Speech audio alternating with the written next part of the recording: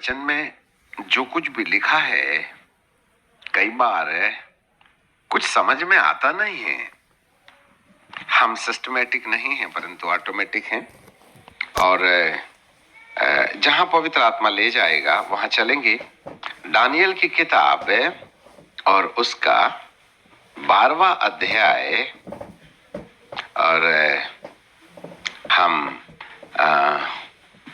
7 पद से पढ़ते हैं। Book of Daniel chapter 12 and verse 7। तब जो पुरुष सन का वस्त्र पहने हुए नदी के जल के ऊपर था उसने मेरे सुनते हुए दाहिने और बाएं दोनों हाथ स्वर्ग की ओर उठाकर सदा जीवित रहने वाले परमेश्वर की शपथ खा के कहा। बड़ा अजीब और गरीब है। दोनों हाथ उठा लिया। वैसे तो स्वर्गदूत झूठ बोलते हैं नहीं, गिराए हुए स्वर्गदूतों को छोड़ के। फिर शपथ खा के कोई बात कहने का मतलब ही होता है कि वह संपूर्ण धरती का ध्यान अपनी ओर एकाग्रचित कर रहे हैं और ये पानी के ऊपर खड़ा है, नदी के ऊपर में। अब थोड़ा सा ऊपर से पढ़ें, यह 5वें पद से, यह सब सुनकर मुझ दानियल ने दृष्टि करके देखा कि 2 पुरुष खड़े हैं, एक नदी के इस तीर पर और दूसरा नदी के उस तीर पर। और जो पुरुष सन का वस्त्र पहने हुए नदी के जल के ऊपर था उसने उन पुरुषों में से एक से पूछा, इन आश्चर्य कर्मों का अंत कब होगा? नदी है कबार नदी। एक स्वर्गदूत इस तरफ है और एक स्वर्गदूत उस तरफ है। 2 पुरुष है। ये कौन है? ये एलिया और मूसा हैं। और पानी के ऊपर एक पुरुष है, ये प्रभु यीशु हैं। और वे दोनों हाथ उठा करके सदा जीवित रहने वाले परमेश्वर की शपथ खाते हैं। जब कभी भी प्रभु ने कोई विशेष बात को दबाव देना रहा है तो उसने कहा है, मैं तुमसे सच सच कहता हूं। मतलब वैसे तो वो झूठ बोलता नहीं है, पर सच सच बोल दिया तो वजन ज्यादा है। यहां शपथ खाया तो अनचेंजेबल है, मतलब तय है। वैसे तो बाइबल का एक एक कॉमा और बिंदु जब तक पूरा नहीं होगा टलेगा नहीं, परंतु जब कभी कोई बात को विशेष ही ध्यान देना होता है तब वह सच सच कहता हूं, यहोवा की यह वाणी है, या मैं शपथ खा करके कहता हूं।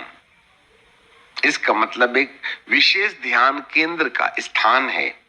और उसने दोनों हाथ ऊपर उठा करके स्वर्ग के परमेश्वर की जो सदा सदा जीवित रहता है उसकी शपथ खा करके कहा, यह 10.5 काल तक अर्थात 3.5 काल तक बनी रहेगी।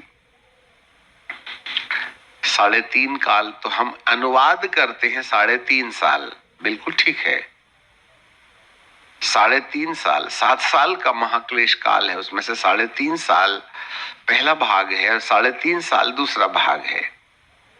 तो ये आखिरी 3.5 साल की बात है। परंतु हमें ये भी समझना चाहिए कि हमारी घड़ी और परमेश्वर की घड़ी में अंतर है। हमारे लिए सूरज उगता है तो घड़ी,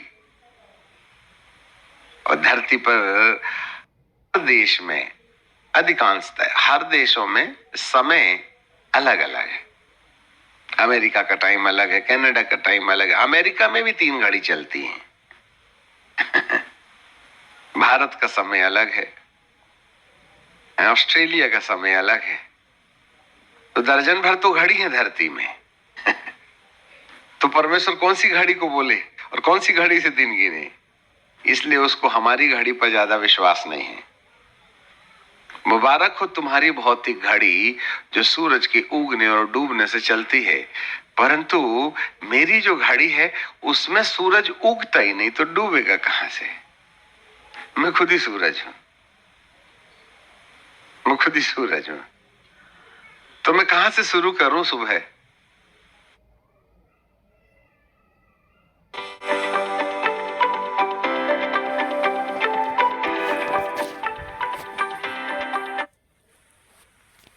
किसी ने प्रश्न पूछा था उत्पत्ति की किताब में, पहले दिन प्रभु लगे बनाने, प्रकाश को बनाया, तो ऐसे लिखा है कि सुबह शाम हुई और फिर सुबह। उत्पत्ति